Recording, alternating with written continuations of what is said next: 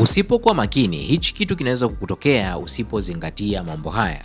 Moja, epuka kuchaji simu yako ikiwa chini ya mto, sababu kwa kawaida simu zetu huwa kuna kiasi cha joto ambacho inazalisha wakati unaichaji, na kuiweka chini ya mto inafanya hilo joto lishindwe kuondoka na kuzalisha joto kali, na kwa sababu betri za simu hazipatani na joto kali, inaweza kufanya simu ilipuke.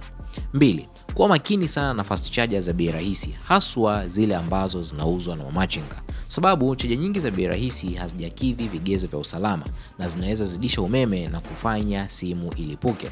Badala yake tumia tu chaja ambayo inakuja na simu, au ukiamua kununua chaja kutoka sehemu nyingine, nunua kutoka kampuni ambazo zimekidhi vigezo vya usalama kama vile Oraimo. Na ukinunua kutoka kwenye hizo kampuni, hakikisha unanunua kutoka kwenye maduka yao official au website yao kuepuka kuuziwa copy. Baki salama na share hii video kwa rafiki yako ili na yeye aweze kujifunza.